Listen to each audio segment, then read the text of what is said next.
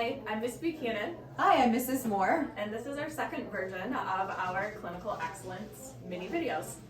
Today we're on location in the radiology room. So we're going to talk about infection control and barriers that are needed in the radiology pods.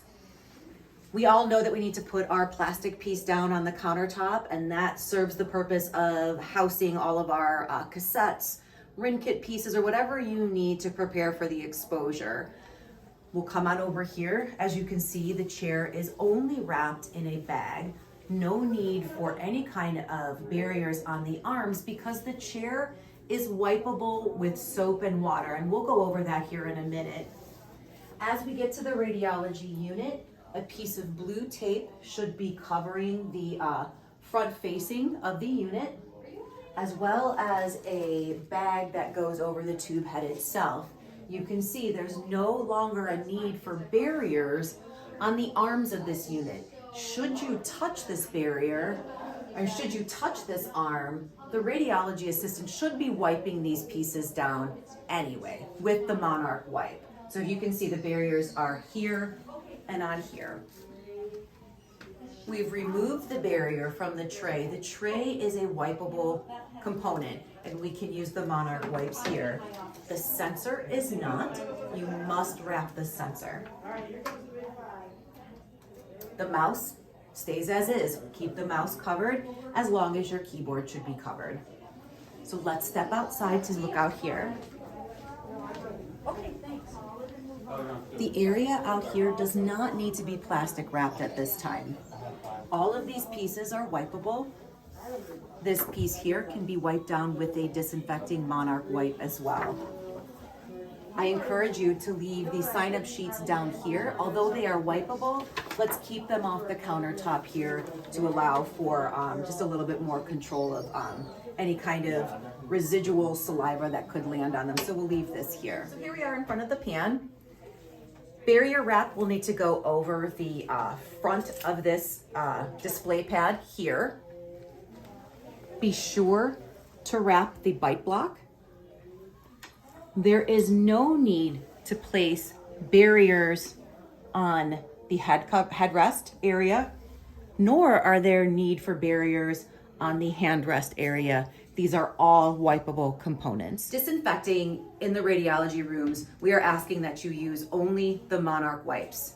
These are 1 minute contact time, but we would like you to do wipe, discard, wipe to ensure that we are removing all of any kind of residue that's accumulated during the treatment process in this room.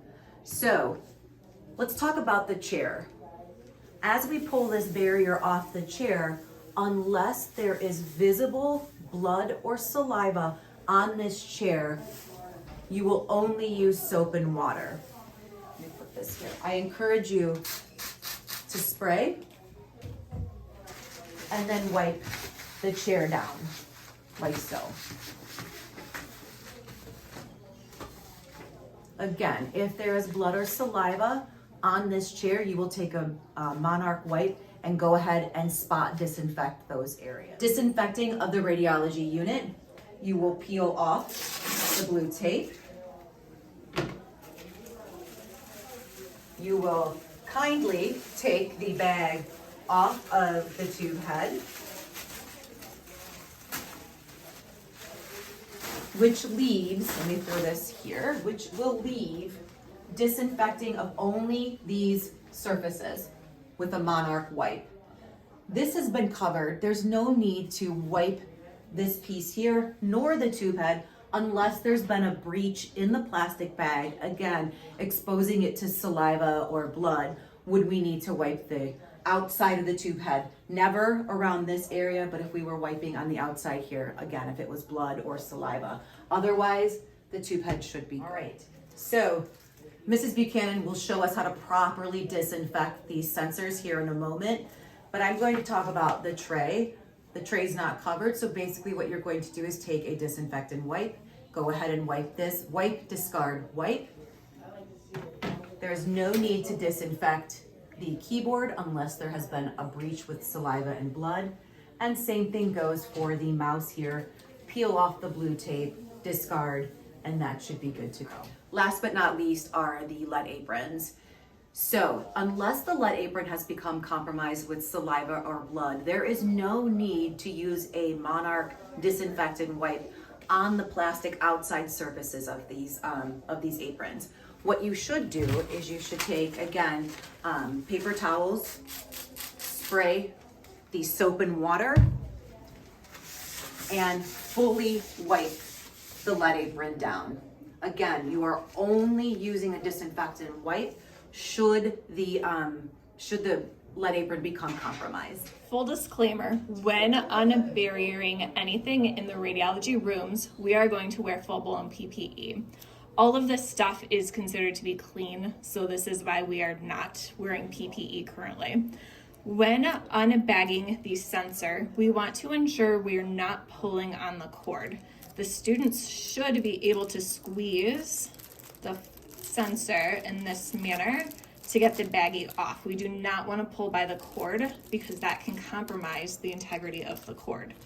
Once done, they will take a Monarch wipe. This is a paper towel for demonstration purposes. They will wipe off the sensor and wipe down the edge of the cord. And then at the end of the day, they should hang the sensor up securely in the wall mount, and we will keep the sensor plugged into the side of the monitor.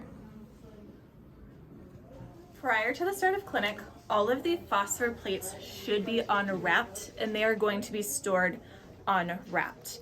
This will require the radiology assistant to go through the defogging phosphor plate protocol, which is posted on the wall here. When taking phosphor plates, the radiology assistant will bring over the cup, which is considered contaminated, with the contaminated phosphor plates on the inside into the developing room. So back here we have 2 paper towels. One paper towel is for dirty and one paper towel is for clean. I will set my cup on my dirty side, grab my contaminated phosphor plate. We are going to open it at the little tab marks here, and we are going to set the phosphor plate down without touching the outside edge. We also want to make sure that the blue side is facing down and that the worded black side is facing up. If the sensitive side is up, the light is going to start to erase your final image. At this point, we are going to take off the gloves, wash and dry your hands, come back in here, and now we can process the phosphor plate into a ScanX machine. If at any point in time you notice any artifacts on a phosphor plate, or you notice artifacts on an image that has been processed, we need to remove that phosphor plate from rotation. So immediately notify Mrs. Moore, Mrs. Nichols, or Mrs. Buchanan in the event of a phosphor plate that is damaged. And that is all that we had for this week. Happy Thanksgiving!